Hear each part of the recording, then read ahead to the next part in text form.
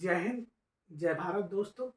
आज हम पढ़ेंगे विश्व इतिहास की एक बहुत ही महत्वपूर्ण घटना, और घटना ना कहेंगे उसको, एक बहुत ही व्यापक प्रक्रिया जिसको उपनिवेशवाद कहते हैं। और इस उपनिवेशवाद के दो पहलू हम देखेंगे, उपनिवेशवाद की पूरी घटना, और फिर इस उपनिवेशवाद और साम्राज्यवाद के कारण होते हैं दुनिया में दो विश्व युद्ध।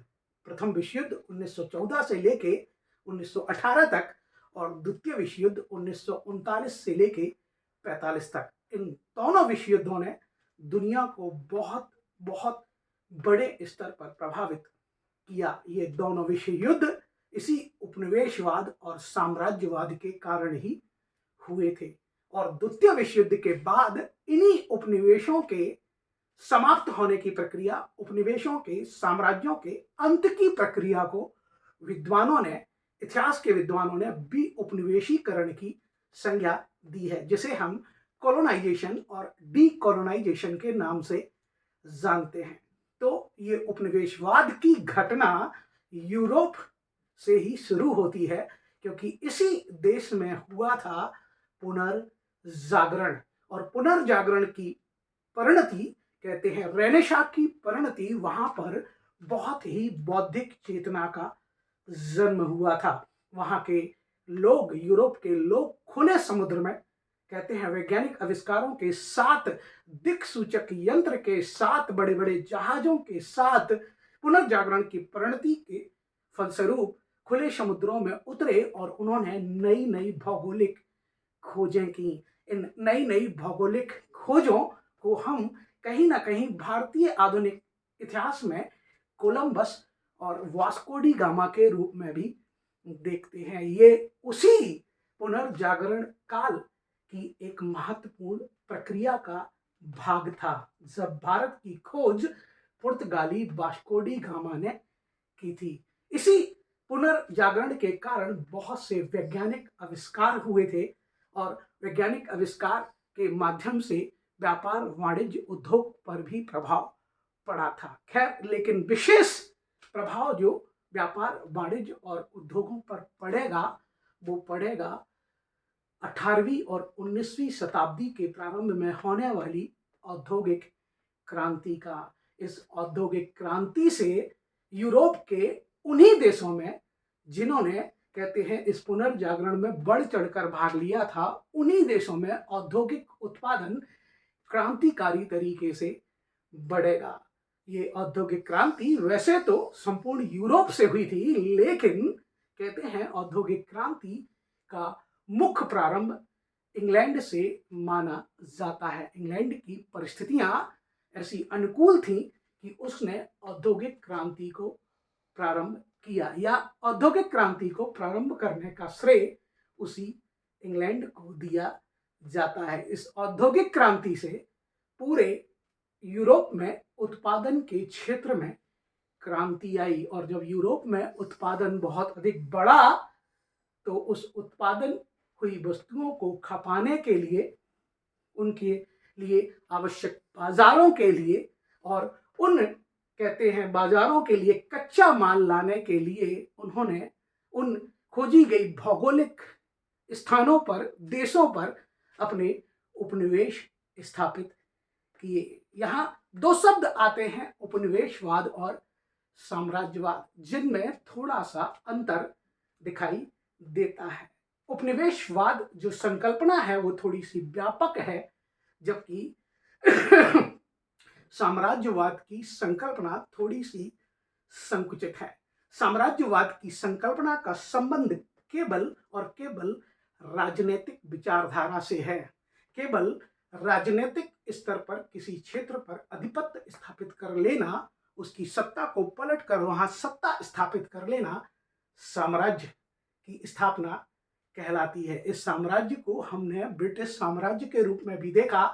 इस साम्राज्य को कहीं ना कहीं हमने इतिहास में, प्राचीन भारत में, मगध साम्राज्य के रूप में भी देखा होगा। वो साम्राज्य तो था, लेकिन वो उपनिवेशवाद नहीं था। यहाँ हम उपनिवेशवाद की व्यापक व्याख्या को प्रस्तुत करते हुए बताएंगे कि उपनिवेशवाद में साम्राज्यवाद के साथ और चीजें संलग्न हो जाती हैं।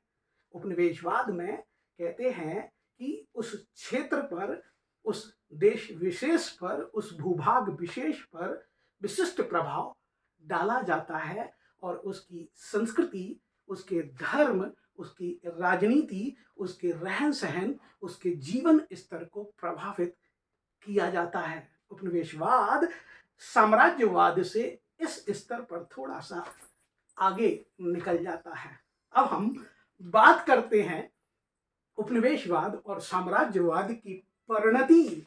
कहते हैं ये उपनिवेशवाद और साम्राज्यवाद जो यूरोप में हुआ, उसी उपनिवेशवाद और साम्राज्यवाद की बुरी परिणति के रूप में, बुरे परिणाम के रूप में दुनिया के सामने प्रथम विश्व युद्ध आया। ये प्रथम विश्व युद्ध 1914 से लेकर 1918 तक चला। ये विश्व युद्ध कहते हैं जुलाई 1914 से शुरू हुआ और नवंबर 1918 तक 4 वर्ष चला।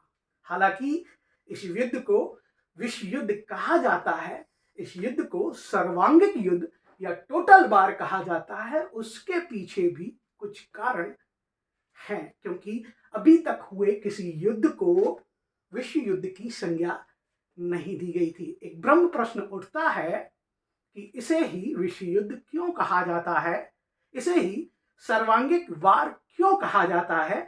हालांकि जब ये विश्व युद्ध 1914 से 18 के बीच में हुआ था, तब इसे विश्व युद्ध का नाम नहीं दिया गया था। लोगों को लगता था कि कोई इतनी बड़ी महामारी, इतनी बड़ी घटना फिर से दुनिया में नहीं होगी।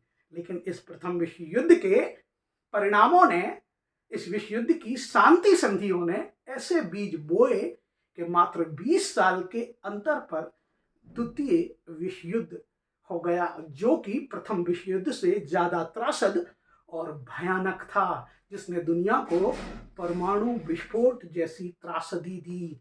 प्रथम विश्व युद्ध से ही ज्यादा व्यापक था द्वितीय विश्व युद्ध। जब ये द्वितीय विश्व युद्ध हुआ, तब इस युद्ध का नाम प्रथम विश्व युद्ध कहा गया। हालांकि हमारे सिलेबस में इस उपनिवेशीकरण और विउपनिवेशीकरण के साथ तृतीय विश्व युद्ध का भी नाम दिया गया है, पर ऐसी कोई तृतीय विश्व युद्ध की घटना व्यवस्थित रूप से इतिहास में नहीं हुई। लेकिन इतिहास के स्टूडेंट होते हुए हमें अतीत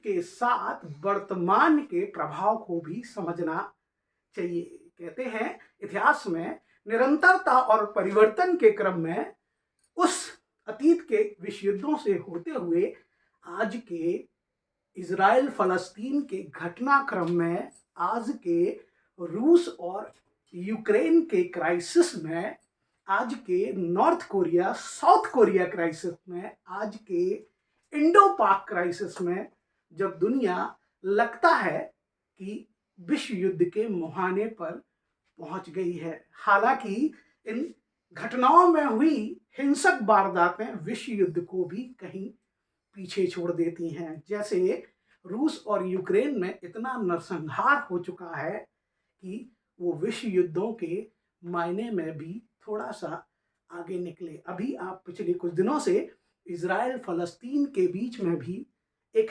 युद्ध देख रहे हैं, जिसमें लगातार जन धन की हानि हो रही है। इन्हें विश्व युद्ध तो नहीं कहा जा रहा, लेकिन इन्हें कभी कभी तृतीय विश्व युद्ध के समकक्ष भी रखा जाता है। विश्व इतिहास में तृतीय विश्व युद्ध की संकल्पना तो नहीं है, लेकिन जब हम ये घटनाक्रम देखते हैं, जन धन मानव की हानि देखते हैं, क्रूरता देखते हैं, हिंसा देखते हैं, विज्ञान और तकनीकी का दुरुपयोग देखते हैं, तो मन अनायास ही तृतीय विश्व युद्ध की कल्पना करने लगता है। खैर, तृतीय विश्व युद्ध वाली बात हम आखिरी के लेक्चर में करेंगे, लेकिन अभी हम बात करेंगे कि उस उपनिवेशवाद और साम्राज्यवाद से विश्व युद्ध कैसे शुरू हुआ। और वो विश्व युद्ध जो यूरोप से शुरू हुआ, उस विश्व युद्ध को विश्व युद्ध क्यों कहा जा रहा है,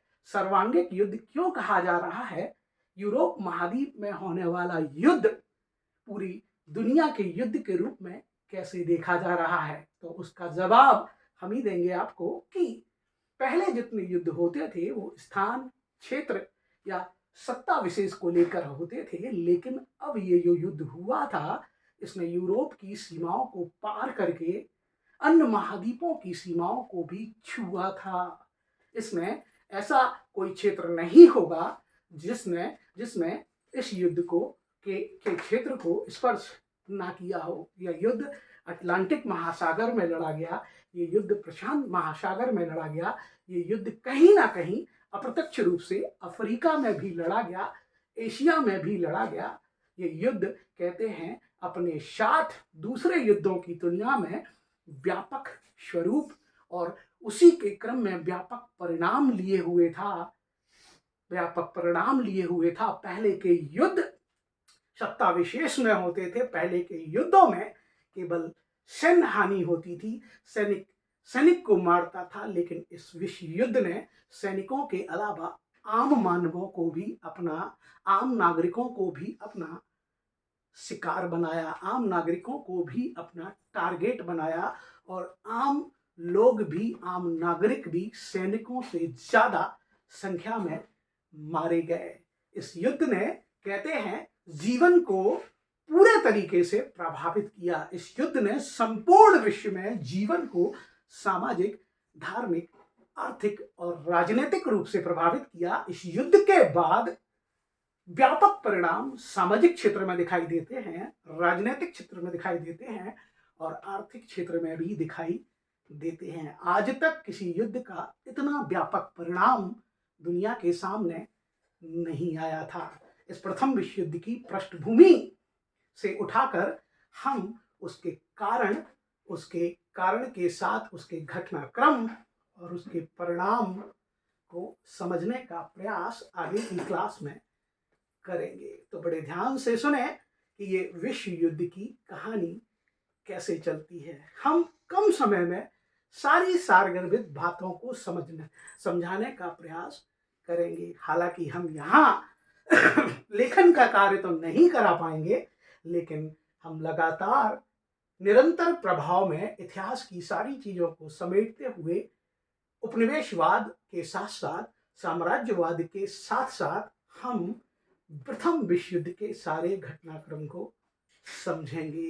प्रथम विश्व युद्ध जो कि 1914 से 18 तक हुआ था, उसकी पृष्ठभूमि और कारणों को जानने के लिए अभी हमने बताया कि इस युद्ध को विश्व युद्ध क्यों कहा जाता है। उसके कार्य कारण सिद्धांत को हमने कम शब्दों में प्रस्तुत करने का प्रयास किया। इतिहास हमेशा कहता है कि कोई भी घटना नहीं होती है, एक प्रक्रिया का परिणाम होती है। कोई भी घटना एक दिन में नहीं होती है, घटना को होने के लिए उसकी प्रक्रिया निरंतर अबाध चलती रहती है। जैसे कि हमने भारतीय इतिहास में देखा होगा कि 1857 का विद्रोह मात्र एक दिन में नहीं हो गया था।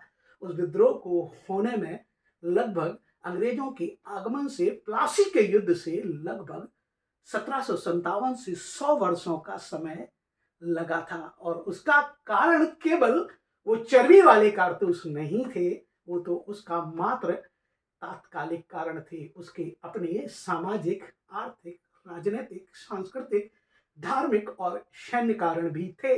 यहाँ भी हम यूरोप की राजनीति से उठाते हुए थोड़ा फ्लैशबैक में जाते हुए, क्योंकि यूपीएससी की डिमांड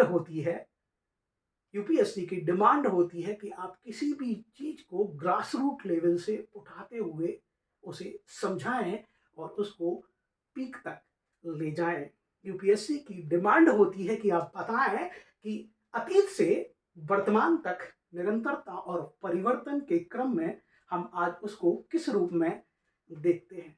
तो उसी सारे समीकरणों में पिरोने का प्रयास हम इस प्रथम विश्व युद्ध को करेंगे। हमने हालांकि पहले से ही यूरोप महाद्वीप का चित्र बना रखा है, आप परेशान ना हो कि ये हमने क्या ड्रॉ कर रखा है।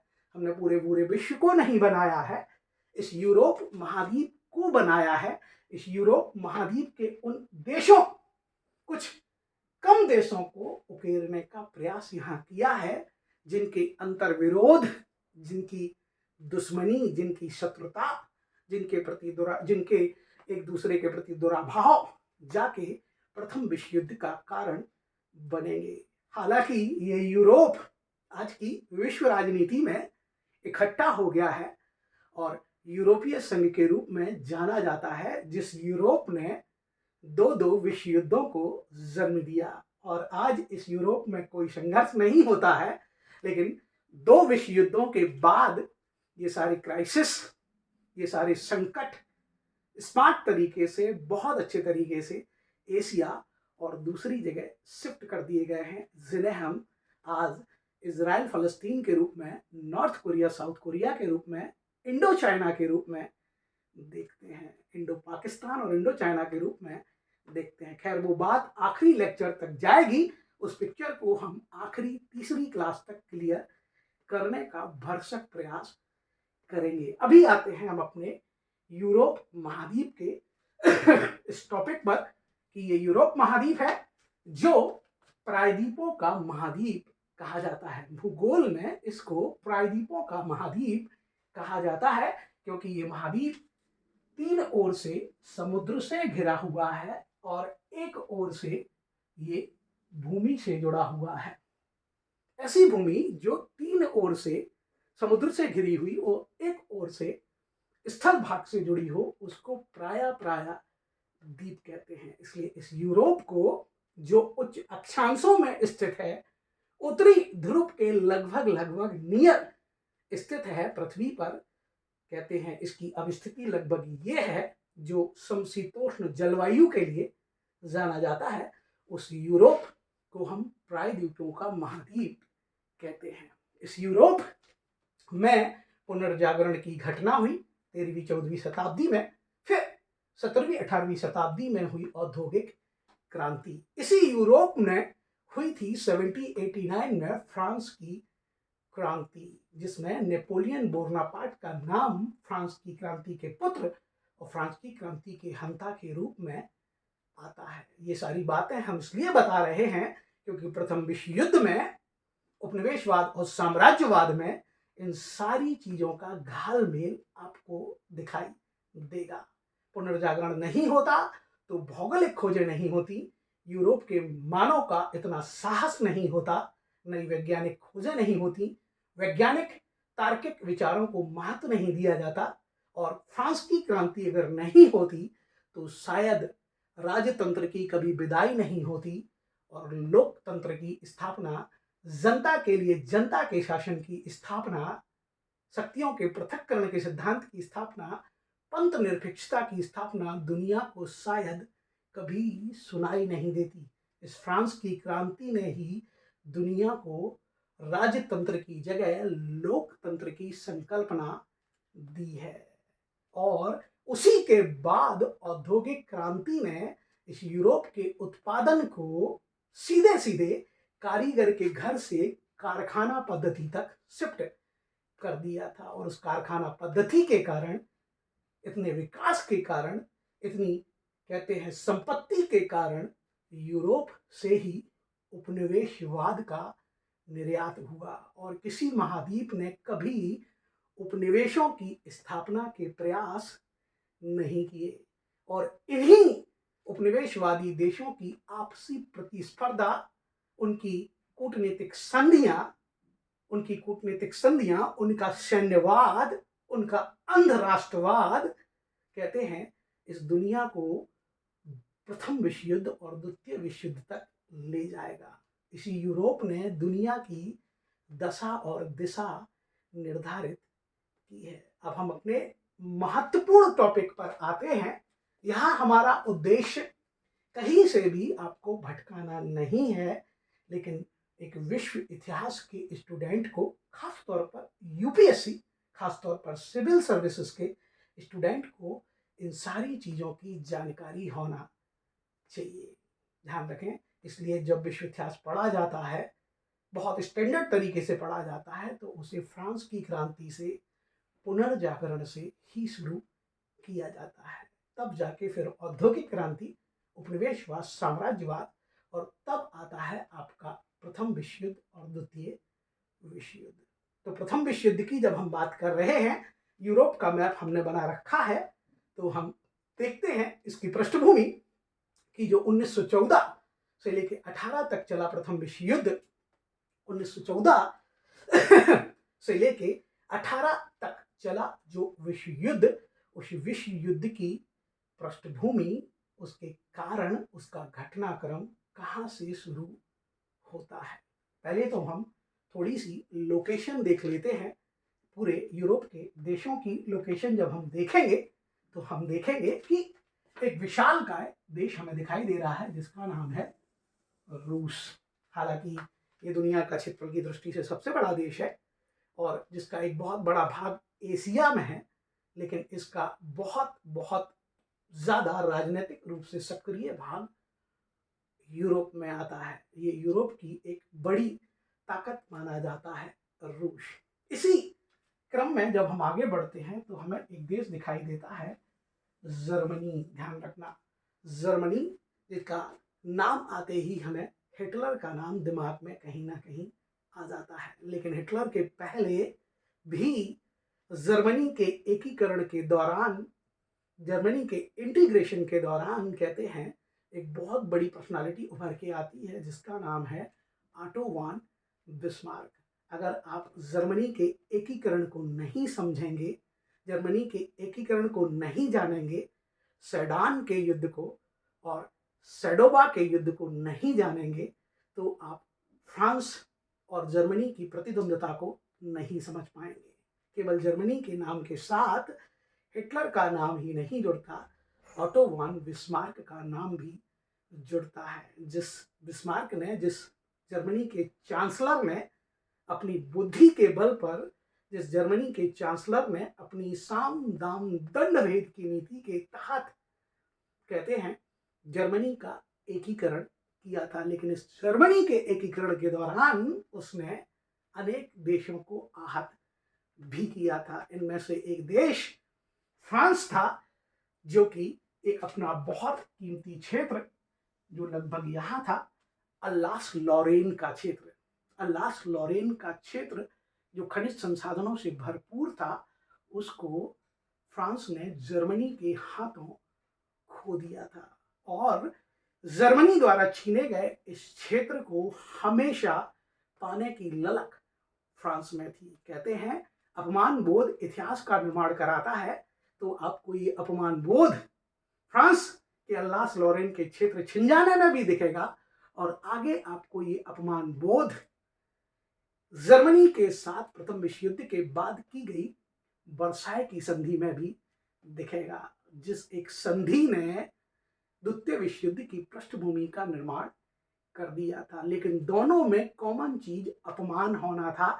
एक जगह अपमान फ्रांस का हो रहा है और दूसरी जगह अपमान जर्मनी का होगा, और वो जर्मनी अपमान बोध की आग में हिटलर को जन्म देगा और हिटलर जागे आगे द्वितीय विश्व युद्ध के विध्वंस की पृष्ठभूमि का निर्माण करेगा। ये जर्मनी, ध्यान रखना, जो दोनों विश्व युद्धों में प्रमुख खलनायक की भूमिका निभाएगा।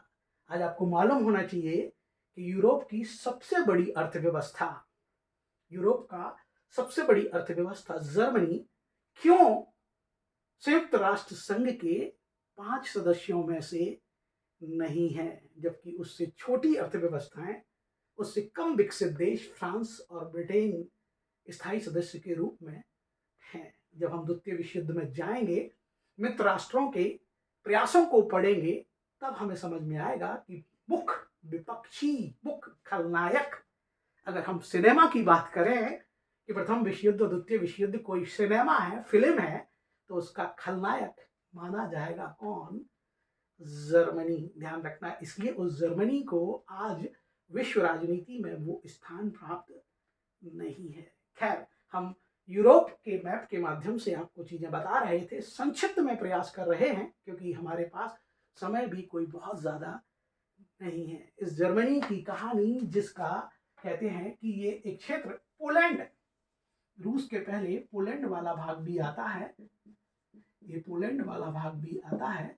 और कहते हैं इसी जर्मनी से लगता हुआ है फ्रांस। ये फ्रांस भी दोनों विश्व युद्धों में एक महत्वपूर्ण भूमिका निभाएगा। फ्रांस भी जो कि स्थल मार्ग से जर्मनी से लग रहा है। ये बताना जरूरी इसलिए है क्योंकि इस इंग्लैंड को, इस ब्रिटिश द्वीप समूह को, इस ग्रेट ब्रिटेन को एक समुद्री इंग्लिश चैनल, एक स्ट्रेट जलसंधि, स्ट्रेट ऑफ डोवर, सेस यूरोप से अलग कर देती है। और सेस यूरोप से जब अलग कर देती है तो इस यूरोप के राष्ट्रों को कभी प्रत्यक्ष रूप से इंग्लैंड पर या ब्रिटेन पर हमला करने का मौका नहीं मिला। इस जलदुर्ग ने, इस समुद्र ने इस ग्रेट ब्रिटेन को अभेद रक्षा कवच दिया। इसलिए इस अभेद रक्षा कवच के साथ साथ इस चारों तरफ से घिरी हुई समुद्री सीमा के कारण यहाँ पर नौसेना का जबरदस्त विकास हुआ, बंदरगाहों का भी विकास हुआ। कहते हैं ब्रिटेन का साम्राज्य, ब्रिटेन का उपनिवेशवाद इतना जबरदस्त था कि ब्रिटेन के साम्राज्य में कभी भी शूर अस्त्र नहीं होता था। जिस ब्रिटेन के गुलाम हम भारतीय लोग थे, जिस ब्रिटेन के गुलाम ऑस्ट्रेलिया वाले थे, जिस ब्रिटेन के गुलाम दक्षिण अफ्रीका वाले थे, जिस ब्रिटेन का गुलाम एक समय अमेरिका था, उसके साम्राज्य के बारे में कहा जाता था कि उसके साम्राज्य का सूर कभी अस्त नहीं होता। खैर, ये इंग्लैंड की आधुनिक, कहते हैं इंग्लैंड की सामुद्रिक परिस्थितियां हैं जो उसको अभेद और अजेय बनाती हैं। हालांकि ऐसा नहीं है कि इंग्लैंड को विश्व की शक्तियों ने परेशान ना किया हो। जर्मनी ने हमेशा इंग्लैंड के लिए परेशानी के सबब खड़े किए हैं। हम बात करेंगे आगे द्वितीय विश्व युद्ध की, जब हिटलर ने बहुत बमबारी की थी इंग्लैंड पर और इंग्लैंड का नेतृत्व कर रहे थे विश्वविख्यात विंस्टन चर्चिल। और उन विंस्टन चर्चिल के साहसिक प्रयासों से इंग्लैंड जैसे तैसे बच सका था। हालांकि आप ध्यान रखना कि दोनों विश्व युद्धों के बाद ये यूरोप का साम्राज्य, ये यूरोप का उपनिवेशवाद ढहने लगेगा और द्वितीय विश्व युद्ध के बाद जहां संयुक्त राष्ट्र संघ भी आएगा, वहां दुनिया में ये यूरोप की शक्तियां गर्त की ओर चली जाएंगी, ढलान की ओर चली जाएंगी, जबकि दुनिया में दो नए शक्तिशाली आका, दो दुनिया के नए बॉस जन्मेंगे। एक साम्यवादी रूस जन्मेगा और एक पश्चिमी पूंजीवादी अमेरिका। फिर दुनिया द्विध्रुवीय हो जाएगी और इन दो ध्रुवों के बीच में विचारधारा को लेके एक ऐसा संघर्ष होगा जिसकी प्रकृति हमेशा शीत बनी रहेगी, कोल्ड बनी रहेगी। उसको कहा जाएगा कोल्ड वॉर। तो ये कहानी जब हम शुरू कर रहे हैं प्रथम विश्व युद्ध के साथ सारी चीजों को बार बार कोरिलेट कर रहे हैं, तो ये एग्जाम की मांग है। क्योंकि अगर आपको अपने अंतरराष्ट्रीय संबंध बहुत अच्छे करने हैं, आईआर बहुत अच्छा करना है, तो आपको विश्व इतिहास की अच्छी और गहरी जानकारी होना चाहिए। भूगोल की जानकारी तो अनिवार्य है ही, लेकिन विश्व के इतिहास की जानकारी भी आपको बहुत क्लियर होना चाहिए। उसी को हम क्लियर करने का एक सार्थक और छोटा सा प्रयास कर रहे हैं। हालांकि हम हैं प्रथम विश्व युद्ध में, लेकिन प्रथम विश्व युद्ध को लांघते लांघते, उसको पार करते करते, जो इतिहास की भाषा में कहते हैं निरंतरता और परिवर्तन के क्रम में द्वितीय विश्व युद्ध पर भी पहुंच जाते हैं, जो मात्र प्रथम विश्व युद्ध के 20 साल बाद हुआ था। और उसके बाद हम शीत युद्ध, कोल्ड वॉर पर भी पहुंच जाते हैं और कोल्ड वॉर को भी नागते हुए एक ध्रुवीय विश्व के रूप में अमेरिका की हालांकि हमने बात नहीं की, लेकिन फिर भी आज के तांडव की ओर हम पहुंच जाते हैं, जिस तांडव को हम बहुत दिन से रूस यूक्रेन में देख रहे हैं। पिछले कुछ दिन से हम इजराइल फलस्तीन में उस तांडव को देख रहे हैं, जिसको शायद तृतीय विश्व युद्ध की संख्या कभी कभी दे दी जाती है। तो आप कंफ्यूज ना हो कि तृतीय विश्व युद्ध तो नहीं हुआ, लेकिन ये विश्व युद्ध से कम भी नहीं है। ईश्वर ना करे कि दुनिया की सारी ताकतें किसी तीसरे युद्ध में शामिल हो जाएं, जैसे 2 विश्व युद्धों में शामिल हुई थी। खैर, हम बात करते हैं प्रथम विश्व युद्ध में। हमने ये सारी कंट्रीज देख ली हैं, इनके अलावा इनकी लोकेशन देख ली है।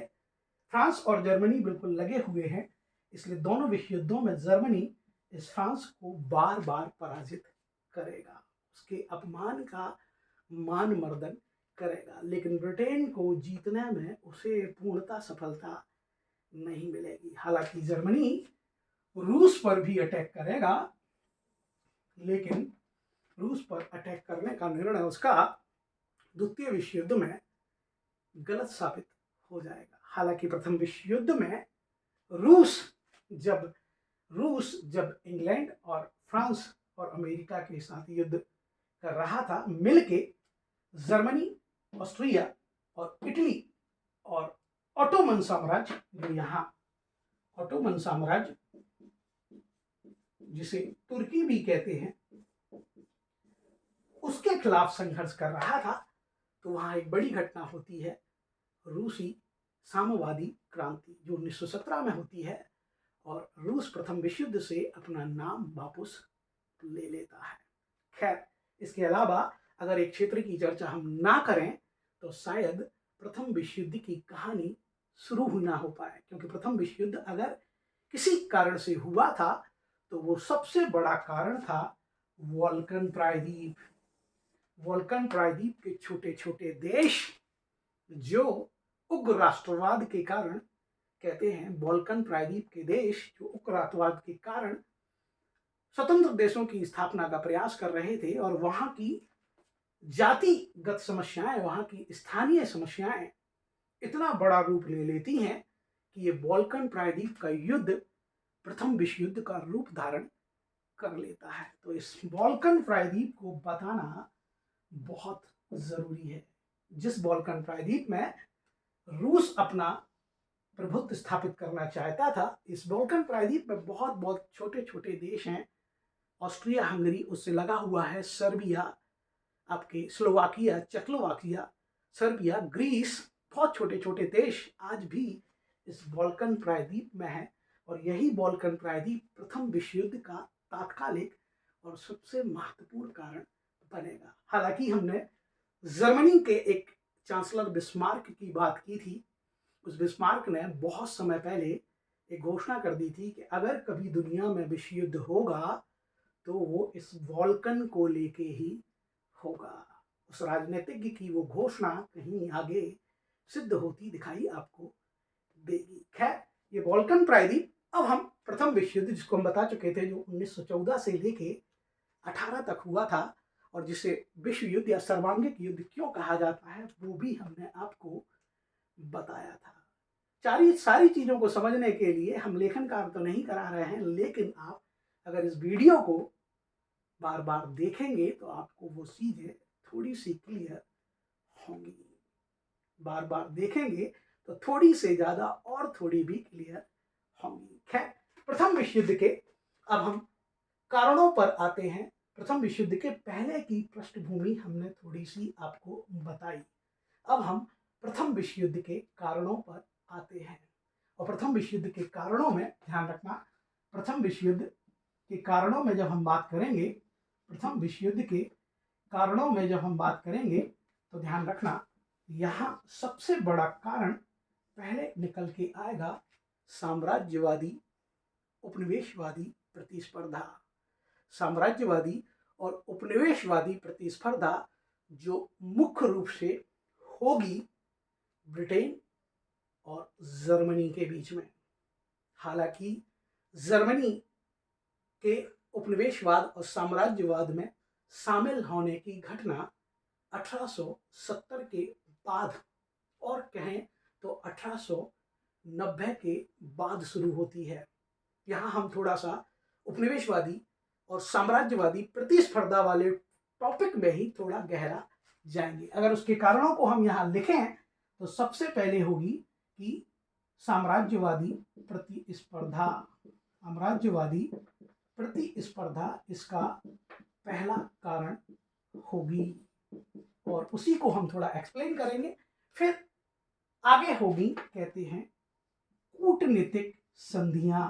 जो कूटनीतिक संधियां इस साम्राज्यवादी प्रतिस्पर्धा का ही परिणाम थी, जिनको शुरू करने का श्रेय उन्हीं बिस्मार्क भाई साहब को जाता है, जो जर्मनी के चांसलर थे। उन्होंने जर्मनी के एकीकरण के दौरान इतनी संधियां की, कूटनीतिक संधियां की, कि उन्हीं कूटनीतिक संधियों ने 2 गुट बनवा दिए। देशों के गुट जब बने, और जब एक देश में वो गुट बने थे सामूहिक सुरक्षा के दृष्टिकोण को लेके, विश्व इतिहास में, विश्व राजनीति में, कहते हैं अंतर्राष्ट्रीय संबंधों में एक सामूहिक सुरक्षा का सिद्धांत होता है कि अगर कोई गुट बन जाता है, तो अगर उसी गुट पर कोई अटैक करता है, तो उस गुट के सारे सदस्य लोग उस सदस्य राष्ट्र पर आक्रमण करेंगे। उसको संक्षिप्त में कहते भी हैं कि सबके लिए एक, सबके लिए एक, और एक के लिए सब। इसी सामूहिक सुरक्षा के कारण, कूटनीतिक संधियों के कारण, छोटे छोटे कहते हैं 2 से 3 गुट यहाँ बनेंगे, और इन 2 गुटों में जाके होगा प्रथम विश्व युद्ध। तो कूटनीतिक संधियां, साम्राज्यवादी प्रतिस्पर्धा। तीसरा कारण अगर आएगा तो वो आता है सैन्यवाद। जैसे ही देशों के गुट बने, जैसे ही देशों में संधियां हुई, जैसे ही देशों में साम्राज्यवादी प्रतिस्पर्धा बढ़ी, उपनिवेशवादी प्रतिस्पर्धा बढ़ी, वैसे ही उनमें सैन्यवाद की प्रवृत्ति भी बढ़ी, क्योंकि सैन्य तत्व इस समय बहुत प्रबल हो चुका था, और प्रत्येक समस्या का समाधान सैन्य रूप से ही देखा जाता था, युद्ध के रूप में ही देखा जाता था। यहाँ देशों के बीच में, साम्राज्यों के बीच में हथियारों की अंधी होड़ पैदा हो चुकी थी, और जब भी किसी देश के सामने समस्या आती थी, तो उसका समाधान सैन्य प्रमुख या सैन्य शासक के द्वारा प्रस्तुत किया जाता था। यहाँ और बुद्धिजीवियों को महत्व नहीं दिया जाता था, जितना महत्व दिया जाता था किसी सैन्य शासक को। तो इस सैन्यवाद ने, इस शस्त्रों की अंधी होड़ ने भी प्रथम विश्व युद्ध को शुरू करने में महत्वपूर्ण भूमिका निभाई। साम्राज्यवादी प्रतिस्पर्धा जो जर्मनी और इंग्लैंड में मुख्य रूप से हुई, साम्राज्यवादी प्रतिस्पर्धा जर्मनी और इंग्लैंड में मुख्य रूप से हुई। हालांकि हमने ये नहीं कहा कि उसमें फ्रांस शामिल नहीं था, उसमें इटली शामिल नहीं था, उसमें ये फ्रांस और इटली भी शामिल थे। पहले से फ्रांस और जर्मनी एक दूसरे के शत्रु थे, और फिर बाद में जर्मनी का शत्रु इंग्लैंड भी हो गया। इसलिए हमारे आदरणीय चाणक्य ने कहा है कि शत्रु का शत्रु मित्र होता है, इसलिए इंग्लैंड और फ्रांस एक हो गए। और इन्हीं इंग्लैंड और फ्रांस के साथ कहते हैं आगे रूस भी उनके साथ एक होकर, कहते हैं एक त्रिगुट बना लेगा। ये जर्मनी भी कहीं पीछे नहीं रहेगा। ये जर्मनी भी कहते हैं अपने पड़ोसी ऑस्ट्रिया, जो ऑस्ट्रिया रूस के प्रति बैर भाव रखता था, उस ऑस्ट्रिया को साथ में लेके, और इटली को साथ में लेके, जिस इटली का एकीकरण जर्मनी के साथ ही लगभग हुआ था। पूरे विश्व इतिहास में, पूरे यूरोप में 2 देशों के एकीकरण को पढ़ा जाता है। हमने जर्मनी के एकीकरण की तो बात कर ली, लेकिन इटली के एकीकरण की बात नहीं की। अगर आप जर्मनी इटली के एकीकरण को नहीं पढ़ते, तो उपनिवेशवाद और साम्राज्यवाद की प्रतिस्पर्धा भी उतनी समझ में नहीं आएगी। हालांकि हम यहाँ केवल और केवल थोड़ा सा मेंशन कर रहे हैं कि जर्मनी का एकीकरण जो 1870 के आसपास हुआ, और उसी के साथ हुआ था एक देश इटली का भी एकीकरण, और ये देश उपनिवेशवाद और साम्राज्यवाद की होड़ में बाद में शामिल हुए थे। कहते हैं दुनिया की बंदरबाट में उस सूर्य के नीचे इन्हें स्थान पाने का मौका बाद में मिला, और 1870 के बाद ये साम्राज्यवादी प्रतिस्पर्धा बहुत तीखी हो गई, जो आगे चल के कूटनीतिक संधियों को भी जन्म देगी, जो आगे चल के सैन्यवाद को भी जन्म देगी, सैन्य होड़ को भी जन्म देगी, सैन्य तत्वों को भी जन्म देगी। और इसके साथ एक और प्रबल कारण था प्रथम विश्व युद्ध का, वो प्रबल कारण था आपका, कहते हैं वो प्रबल कारण था सैन्यवाद के साथ, कहते हैं विकृत राष्ट्रवाद। विकृत राष्ट्रवाद या उसको उग्र राष्ट्रवाद भी कह सकते हैं। विकृत राष्ट्रवाद हम यहां लिख लें, उसको हम उग्र राष्ट्रवाद की संज्ञा भी दे सकते हैं। जो चौथा कारण है वो उग्र राष्ट्रवाद और विकृत राष्ट्रवाद की श्रेणी में आता है। अगर प्रथम विश्व युद्ध को भड़काने में साम्राज्यवादी प्रतिस्पर्धा की भूमिका है, कूटनीतिक संधियों की भूमिका है, सैन्यकरण की भूमिका है, तो इस विकृत और उग्र राष्ट्रवाद की भी भूमिका है। हालांकि इस राष्ट्रवाद की प्रकृति को, इस राष्ट्रवाद की संकल्पना को कहीं ना कहीं फ्रांस की क्रांति ने जन्म दिया था। जब कभी हम फ्रांस की क्रांति पर विस्तृत चर्चा करेंगे तो राष्ट्रवाद के जनक के रूप में उसके सकारात्मक परिणाम को भी देखेंगे। लेकिन जब कभी कभी ये राष्ट्रवाद सामान्य भावना से अति की भावना पर पहुंच जाता है तो उसे उग्र राष्ट्रवाद बोला जाता है। जैसे कभी कभी आत्मविश्वास अपनी सरहदें पार कर जाता है और वो अति आत्मविश्वास हो जाता है तो उसे हम घमंड कहने लगते हैं। ऐसे ही नकारात्मक प्रभाव यहाँ उग्र राष्ट्रवाद का दिखाई भी देगा। हालांकि इटली जर्मनी का एकीकरण कहीं ना कहीं राष्ट्रवाद की, कहते हैं, प्रतिक्रिया है, राष्ट्रवाद का रूप है। लेकिन इस राष्ट्रवाद के साथ कहीं ना कहीं उग्र राष्ट्रवाद का प्रतिनिधि बनेगा कौन? जर्मनी। वो जर्मनी हर हाल में दुनिया के सूर्य के नीचे स्थान पाने के लिए झटपटाएगा। और वो जर्मनी जो एकीकरण के दौरान और एकीकरण के बाद भी बिस्मार्क के काल तक कभी उपनिवेशवाद और साम्राज्यवाद की तरफ नहीं जाएगा।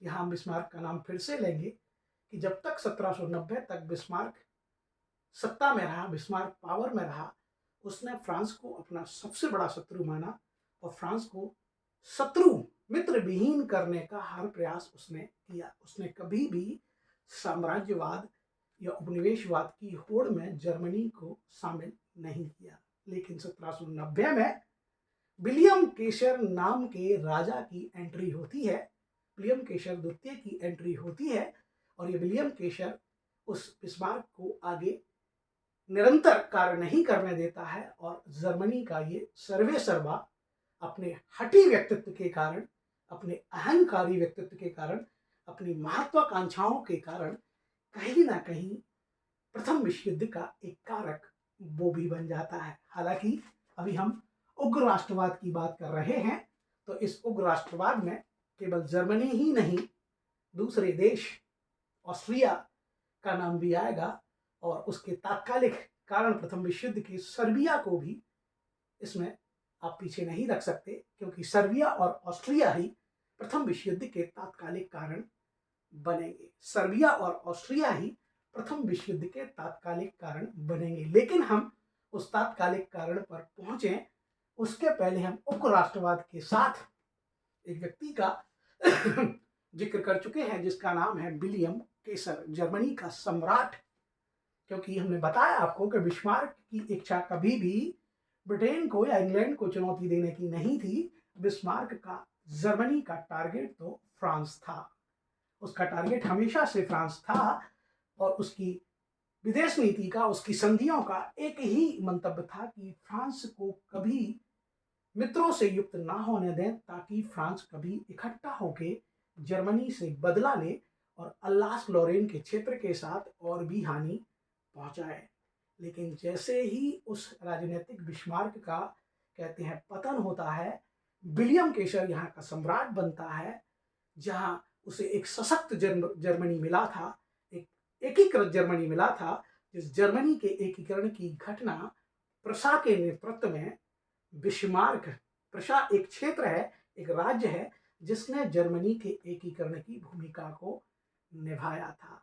यहाँ ध्यान रखना, जर्मनी के एकीकरण में बिस्मार्क की भूमिका बहुत ज्यादा थी। हाँ, हम भारत में भी एक व्यक्ति को बिस्मार्क के रूप में याद करते हैं और वो व्यक्ति है सरदार वल्लभ भाई पटेल। यहाँ हम थोड़ा सा विषयांतर करेंगे कि सरदार पटेल को कहा जाता है भारत का बिस्मार्क। क्यों कहा जाता है? क्योंकि उन्होंने बिखरे हुए भारत को इंटीग्रेटेड किया था, एकता के सूत्र में पिरोया था। जैसे यहाँ जर्मनी, बिखरे हुए जर्मनी को प्रशा के नेतृत्व में इकट्ठा किया था ऑटो वन बिस्मार्क ने। तो यहाँ बिस्मार्क रिप्लेस होते हैं, यहाँ बिस्मार्क रिप्लेस होते हैं और आ जाता है विलियम केसर, जिसके व्यक्तित्व को भी प्रथम विश्व युद्ध के एक कारणों में से एक माना जाता है। प्रथम विश्व युद्ध जो 1914 से 1918 तक 4 वर्ष 3 माह और लगभग 11-12 दिन हुआ है, वो प्रथम विश्व युद्ध, इसके कारणों की चर्चा हम कर रहे हैं। और उसके कारणों की चर्चा में सबसे पहले हमने रखा है साम्राज्यवादी प्रतिस्पर्धा, उपनिवेशवादी प्रतिस्पर्धा।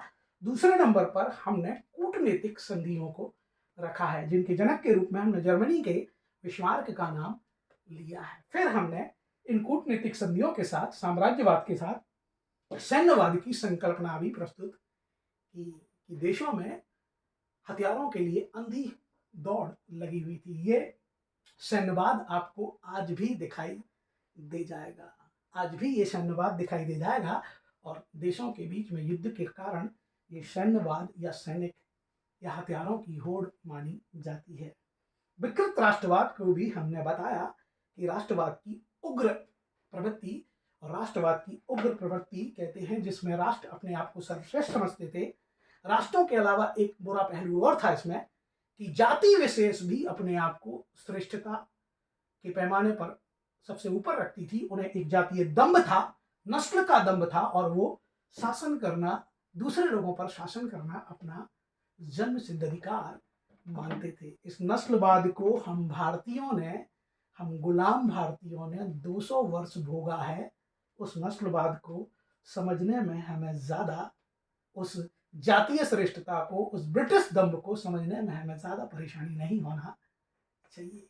खैर, हम कारणों को अगर जाते हैं तो राष्ट्रवाद, विकृत राष्ट्रवाद के साथ विलियम केशर का व्यक्तित्व भी 5वें कारणों के रूप में, विलियम केशर का व्यक्तित्व भी यहाँ पर आता है। ध्यान रखना, विलियम केशर का व्यक्तित्व भी यहाँ आता है।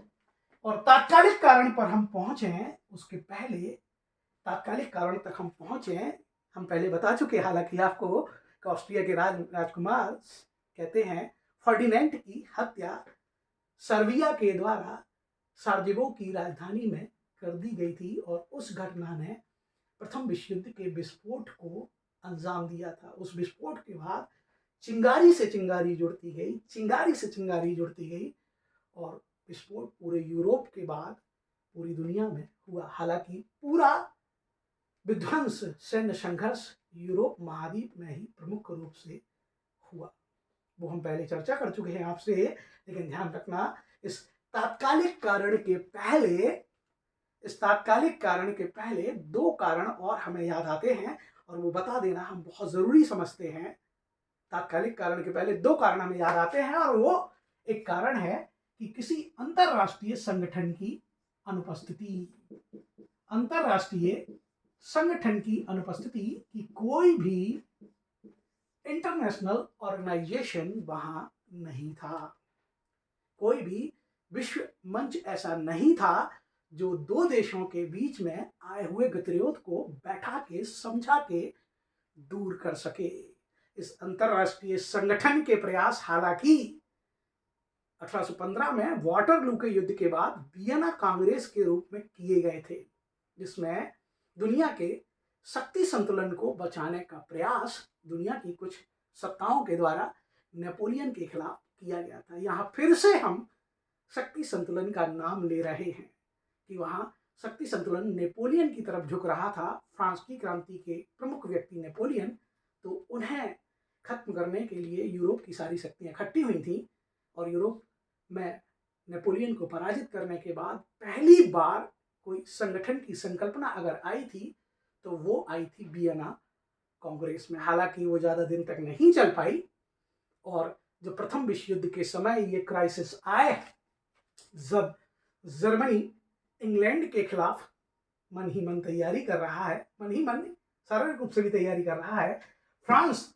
जर्मनी के खिलाफ तैयारी कर रहा है और इंग्लैंड भी जर्मनी के खिलाफ तैयारी कर रहा है, रूस ऑस्ट्रेलिया से बैर भाव रख रहा है और इटली कहते हैं जर्मनी के साथ और ऑस्ट्रिया के साथ अपनी ट्रिपल अलायंस बना के कहीं ना कहीं मन में ये सारी चीजें घुस रहा है, तब एक अंतरराष्ट्रीय संगठन कहते हैं कोई एक मुखिया की अनुपस्थिति खल जाती है कि काश अगर कोई अंतरराष्ट्रीय संगठन होता तो इनके बीच आए हुए गतिरोध को समाधान वार्ता के माध्यम से समाप्त कर सकता था। हमें फिर से अपने भारत के एक राजनीतिक चिंतक आचार्य चाणक्य की याद आती है, जो समस्या का समाधान 4 शब्दों में बताते हैं, साम दाम दंड भेद।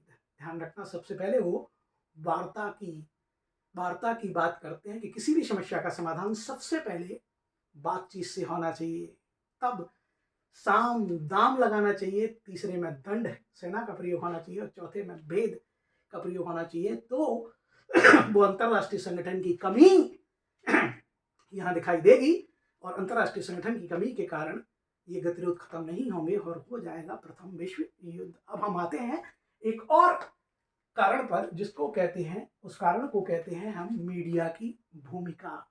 मीडिया ने, समाचार पत्रों ने कोई जवाबदेह भूमिका नहीं निभाई और इस अंतरराष्ट्रवाद को बढ़ाने में मीडिया ने भी कोई कोर कसर नहीं छोड़ी। मीडिया बोले तो उस समय आप इलेक्ट्रॉनिक मीडिया की तरफ नहीं जाना, मीडिया बोले तो केवल समाचार पत्र।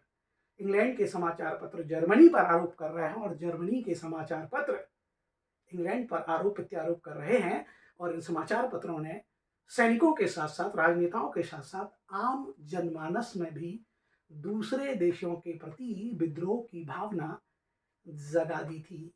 सैनिकों के साथ साथ, राजनेताओं के साथ साथ आम लोग भी युद्ध के लिए कमर कसे हुए थे। कह सकते हैं इस मीडिया ने लोगों के मानस को, इस कहते हैं समाचार पत्रों ने लोगों के मानस को युद्ध उन्माद से भर दिया था। तो एक कारक इस मीडिया की या इस प्रेस की या इस समाचार पत्रों की भूमिका को भी माना जाता है।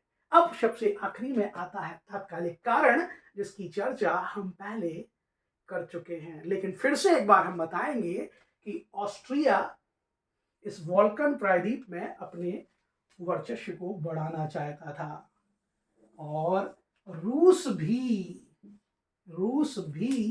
अपने दबदबे को, हालांकि रूस को साम्राज्यवाद से, उपनिवेशवाद से ज्यादा कोई लेना देना नहीं था, लेकिन उसके हित वॉल्कन प्रायद्वीप में आकर ऑस्ट्रिया से टकरा जाते थे। इसीलिए ये रूस आगे चल के ऑस्ट्रिया और जर्मनी के शत्रु पक्ष इंग्लैंड और फ्रांस के साथ एक हो जाएगा। यहाँ समझना बहुत जरूरी है कि जब रूस साम्राज्यवाद को, क्योंकि आपको रूस के उपनिवेश नहीं मिलेंगे कहीं, रूस और अमेरिका के साथ एक बहुत अच्छी चीज रही कि इनका विशाल क्षेत्र, विशाल संसाधन कभी इन्हें साम्राज्यवाद की ओर, उपनिवेशवाद की ओर नहीं धकेलेंगे।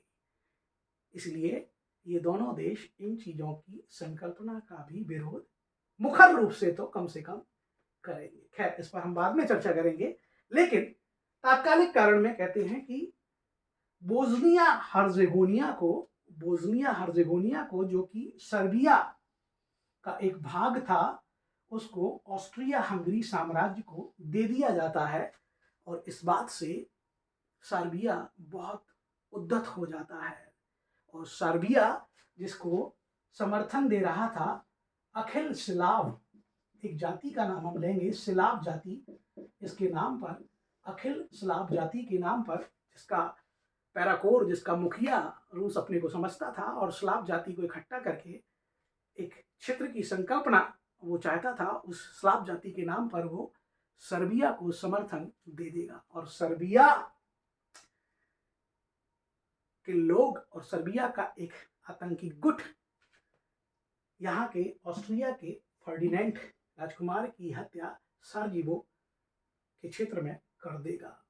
हालांकि ऑस्ट्रिया इस हत्या से आग बबूला हो जाएगा और सर्बिया से इस हत्या के लिए सफाई मांगेगा। सफाई ना देने पर ऑस्ट्रिया सर्बिया के खिलाफ जुलाई में युद्ध की घोषणा कर देता है। हालांकि अकेला ऑस्ट्रिया इतना सक्षम नहीं था। हालांकि आज के ऑस्ट्रिया की तुलना में उस समय ऑस्ट्रियाई साम्राज्य, हंगरी साम्राज्य बहुत बड़ा था, लेकिन इस ऑस्ट्रिया के साथ कहीं ना कहीं इस जर्मनी का समर्थन था और कहीं ना कहीं उस इटली की ट्रिपल अलायंस थी जो उसे उत्प्रेरक की भूमिका निभा रहा था। यहाँ ऑस्ट्रिया सर्बिया के खिलाफ युद्ध की घोषणा करेगा, सर्बिया के साथ रूस आ जाएगा और इस रूस के साथ ये इंग्लैंड और फ्रांस भी आ जाएंगे।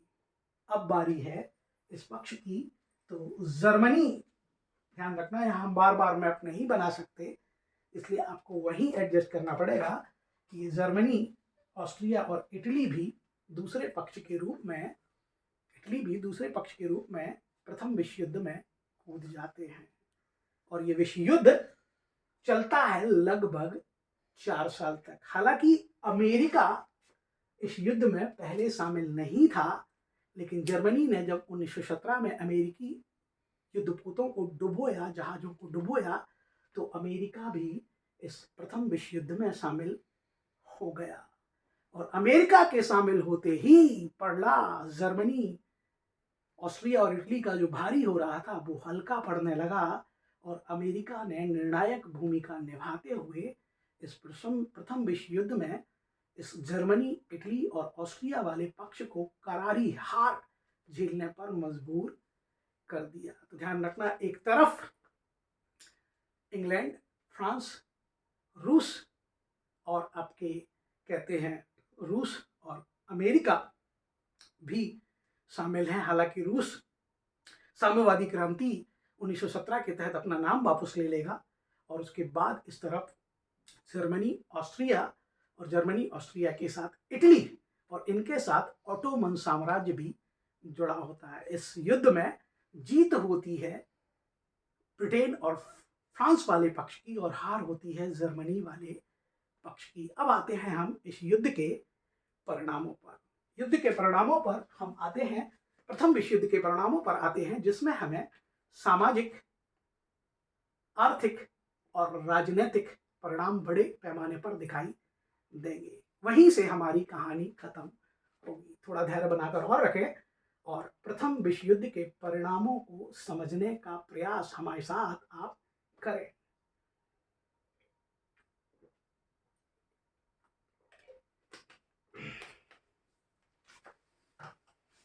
प्रथम विश्व युद्ध के परिणामों को भी हम कुछ भागों में बांटकर देखेंगे।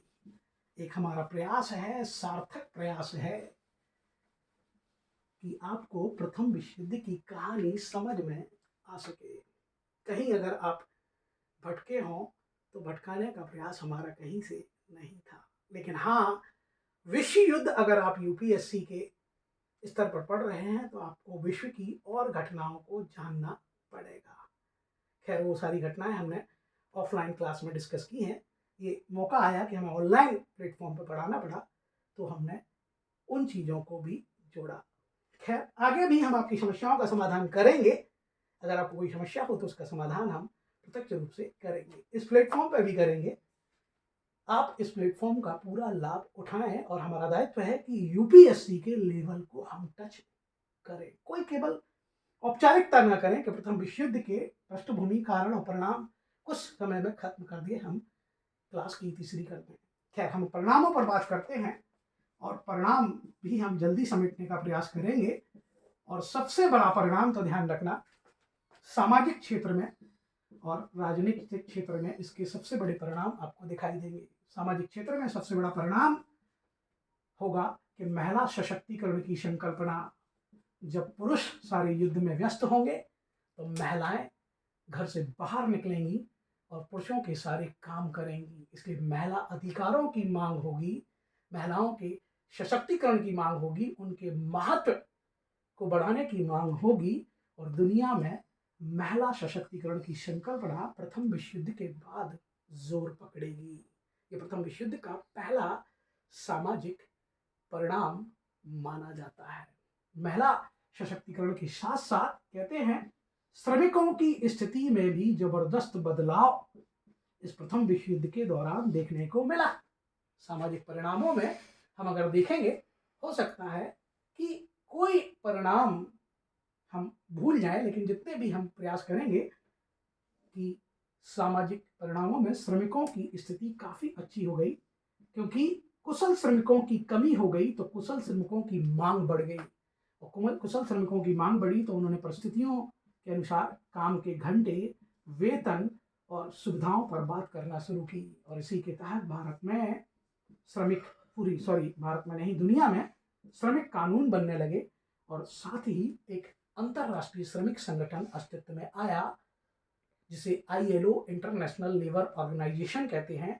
और प्रथम विश्व युद्ध की एक बहुत बड़ी सफलता है कि आज तक ये श्रमिक संगठन जिंदा है।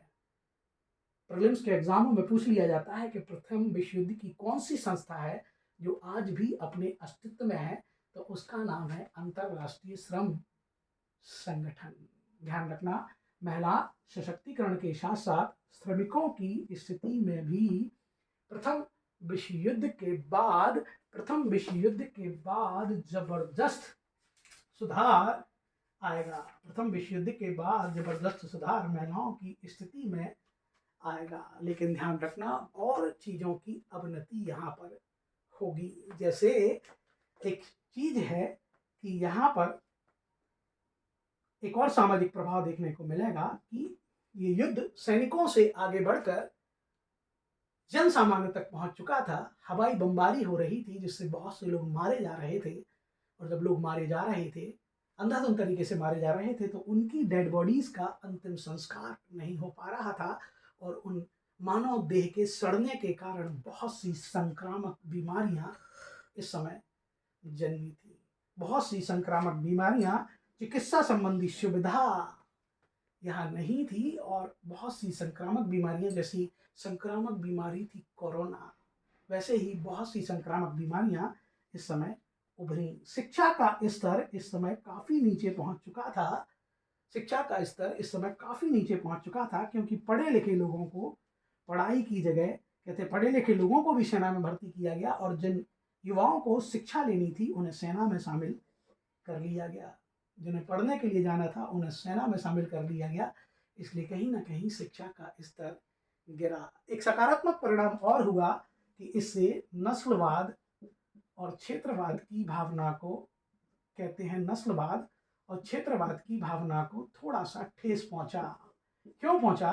क्योंकि दुनिया भर के सैनिक जो उपनिवेशों में थे, उन्होंने दोनों पक्षों की तरफ से युद्ध किया, और जब भारतीय या एशियाई व्यक्ति अंग्रेजों के साथ मिलकर कांधे से कांधा मिलाकर युद्ध करेगा, तो वो उनके भय को, उनके डर को भी पढ़ पाएगा। उनके भय और डर को पढ़ पाएगा, तब वो नस्ल की श्रेष्ठता का दम्भ कहीं ना कहीं चूर हो जाएगा। इसका एक सकारात्मक परिणाम आपको और भी मिलेगा आगे प्रथम विश्व युद्ध का, कि जो भारतीय और जो दूसरे देशों के लोग, गुलाम देशों के लोग उपनिवेशों और साम्राज्यों की सेनाओं के साथ लड़ रहे थे, जब वो ये सब देख के आए तो उन्होंने अपने यहाँ के स्थानीय आंदोलनों में बढ़ चढ़कर भाग लिया, और ब्रिटिश श्रेष्ठता का भाव, कहते हैं पश्चिमी श्रेष्ठता का भाव उनके दिमाग से निकल गया। सामाजिक परिणामों में हम इतनी ही बात करेंगे। आगे आ जाते हैं इसके राजनीतिक परिणामों पर। और राजनीतिक परिणामों में, खैर श्रमिक महत्व के साथ हम एक अंतर्राष्ट्रीय संगठन की बात कर चुके हैं। तो राजनीतिक परिणामों में प्रथम विश्व युद्ध में सबसे बड़ी चीज निकल के जो आएगी, वो आएगी साम्यवाद की विचारधारा। दुनिया को अगर समाजवाद और साम्यवाद की विचारधारा कहीं से मिली है, मजदूर संगठन, श्रमिक संगठन कहीं से मिले हैं, तो वो है प्रथम विश्व युद्ध की घटना नहीं, पूरी एक प्रक्रिया, जिसके कहते हैं मंथन से अमृत के रूप में समाजवाद या साम्यवाद की विचारधारा निकल के आएगी, और जिसका प्रतिनिधित्व करेगा साम्यवादी रूस। और यही साम्यवादी रूस आगे जाके द्वितीय विश्व युद्ध के बाद शीत युद्ध में भी महत्वपूर्ण भूमिका निभाएगा। राजनीतिक कारणों में ध्यान रखना साम्यवाद की विचारधारा का उद्भव, और दूसरा महत्वपूर्ण परिणाम होगा कि किसी अंतरराष्ट्रीय संगठन की जो कमी महसूस कर रहा था विश्व पटल, उस अंतरराष्ट्रीय संगठन को प्रतिफलित करने के रूप में लीग ऑफ नेशंस की स्थापना होगी। पहली बार व्यवस्थित रूप से कोई अंतरराष्ट्रीय संगठन अस्तित्व में आएगा जिसे लीग ऑफ नेशंस कहा जाएगा। हालांकि ये अंतरराष्ट्रीय संगठन अपनी भूमिका में पूर्णतः सफल नहीं हुआ, क्योंकि आप प्रश्न कर सकते हैं कि अगर सर अंतरराष्ट्रीय संगठन आ गया था तो द्वितीय विश्व युद्ध फिर क्यों हुआ। तो इस लीग ऑफ नेशंस को संकल्पना देने वाले वुडरो विल्सन, जो कि अमेरिका के राष्ट्रपति थे, वो अपनी ही सीनेट से हार गए और लीग ऑफ नेशंस के सदस्य वो नहीं बन सके। और जब वो लीग ऑफ नेशंस के सदस्य नहीं बन सके तो ब्रिटेन और फ्रांस ने अपने अनुसार इस अंतर्राष्ट्रीय संगठन का संचालन किया, और फिर आगे चल के ये द्वितीय विश्व युद्ध के प्रभावों को या द्वितीय विश्व युद्ध को रोकने में असफल रहेगा। लेकिन आप याद रखना, ये league of Nations he UNO का पूर्ववर्ती संगठन है। अगर यूएनओ को पहले कोई संगठन बना था तो वह था लीग ऑफ नेशंस। हालांकि आगे हम देखेंगे तीसरे परिणाम के रूप में, राजनीतिक परिणाम के रूप में, जो कि बहुत महत्वपूर्ण है, कि यूरोप की शक्तियां प्रथम विश्व युद्ध के बाद यूरोप की शक्तियां ब्रिटेन, फ्रांस, जर्मनी अपना प्रभाव खोने लगे थे और अमेरिका का प्रभाव दुनिया में बढ़ा था। अमेरिका के प्रभाव में वृद्धि, ध्यान रखना, अमेरिका के प्रभाव में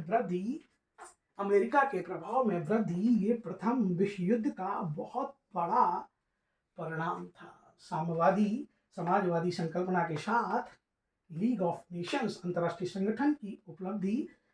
संगठन का उपलब्ध होना, और कहते हैं अमेरिका की शक्ति का बढ़ना, अमेरिकी उपनिवेश का बढ़ना, या अमेरिका का विश्व इतिहास में महत्वपूर्ण भूमिका निभाना अगर कहीं से निर्धारित हुआ है तो वो हुआ है प्रथम विश्व युद्ध के बाद। ध्यान रखना, ब्रिटेन, फ्रांस, जर्मनी ये निढाल होते गए, शक्तिहीन होते गए, और अंत में ताकतवर हो गया कौन? आपका अमेरिका। ध्यान रखना, इसी के बाद राजनीतिक प्रयासों के रूप में पेरिस शांति सम्मेलन होगा, और पेरिस शांति सम्मेलन से ही शुरू होगी द्वितीय विश्व युद्ध की कहानी। पेरिस शांति सम्मेलन से ही होगी। राजनीतिक परिणामों में एक और परिणाम होगा कि पुराने राजतंत्रीय वंशों का नाश होगा, पुराने राजतंत्रों का नाश होगा और नवीन लोकतांत्रिक राष्ट्रों की स्थापना होगी। ऑस्ट्रिया के हैब्सबर्ग साम्राज्य, टर्की के ऑटोमन साम्राज्य और रूस के जार शासक का अंत होगा, और कई देशों में लोकतांत्रिक सरकारों की स्थापना प्रथम विश्व युद्ध के प्रमुख परिणामों में से एक रहेगी।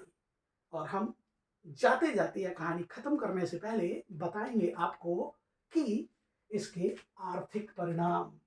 कोई भी युद्ध, ध्यान रखना, कोई भी युद्ध आर्थिक प्रगति लेके नहीं आता है, आर्थिक क्षति लेकर ही आता है, और प्रथम विश्व युद्ध इनमें से अलग नहीं था। प्रथम विश्व युद्ध ने बहुत बड़े स्तर पर आर्थिक क्षति पहुंचाई थी। कहते हैं खेत खलिहान बारूदों से भर चुके थे, उद्योग धंधे नष्ट हो चुके थे, कारखाने नष्ट हो चुके थे। इन सब का जीवन पर, आर्थिक जीवन पर जबरदस्त प्रभाव पड़ा। कहते हैं देशों की ऋणग्रस्तता काफी बढ़ गई थी, देशों को कर्ज के बोझ के तले दबने पर मजबूर होना पड़ा था। ब्रिटेन, फ्रांस जैसे देशों की मदद करने अमेरिका को आगे आना पड़ा था, तब जाके अमेरिका का महत्व बढ़ा था। अपने कर्जों को पाटने के लिए, अपने यहाँ महंगाई से लड़ने के लिए, क्योंकि जब चीज़ों की आपूर्ति बंद हो गई, चीज़ें की आपूर्ति नहीं हो रही है, वस्तुओं की आपूर्ति नहीं हो रही है, अनाज की आपूर्ति नहीं हो रही है, तो उनकी मांग बढ़ेगी, और मांग बढ़ेगी तो ध्यान रखना, मांग बढ़ेगी और उनकी आपूर्ति कम होगी तो महंगाई आपकी बढ़ेगी। साथ में देशों ने बहुत बड़े स्तर पर अपने नोटों का, कागजी नोटों का प्रचलन कर दिया, इससे मुद्रा का मूल्य भी काफी गिर गया। कुल मिलाकर प्रथम विश्व युद्ध के बाद की आर्थिक परिस्थितियां इतनी विचलित करने वाली थी, इतनी ज्यादा विचलित करने वाली थी कि कुछ समय बाद ही विश्व को आर्थिक मंदी या आर्थिक संकट का सामना करना पड़ा था। आर्थिक संकट का सामना करना पड़ा था, इतनी भयावह थी ये प्रथम विश्व युद्ध की आर्थिक परिस्थितियां। खैर, यहाँ हमने उसके सामाजिक परिणाम देखे, आर्थिक परिणाम देखे प्रथम विश्व युद्ध के, और राजनीतिक परिणाम भी देखे। और जहां ये राजनीतिक परिणाम खत्म होते हैं 1918 और 1919 में, जहां होती है पेरिस शांति सम्मेलन, फ्रांस के राष्ट्रपति क्लेमेंसको, ब्रिटेन के वुडरो विल्सन और अमेरिका के कहते हैं आपके अमेरिका के राष्ट्रपति के नेतृत्व में जब ये कहते हैं पेरिस शांति सम्मेलन होता है, और इसी में जर्मनी, पराजित जर्मनी के साथ होती है वर्साय की संधि। उसी वर्साय की संधि के साथ ही, उसके परिणामों के साथ ही द्वितीय विश्व युद्ध की पृष्ठभूमि तैयार हो जाती है। अगली क्लास में हम उपनिवेशवाद, विउपनिवेशवाद के साथ द्वितीय विश्व युद्ध की कहानी पर चर्चा करेंगे। उसकी पृष्ठभूमि जो वर्साय की संधि से बनेगी, फिर उसकी पृष्ठभूमि के साथ बहुत से कारण और कारणों के साथ उसका घटनाक्रम, और फिर उसके परिणाम के रूप में हम चर्चा करेंगे। हमने एक सार्थक प्रयास किया उपनिवेशवाद और विउपनिवेशवाद के साथ प्रथम विश्व युद्ध की समस्त घटनाओं को समझाने का। जय हिंद दोस्तों।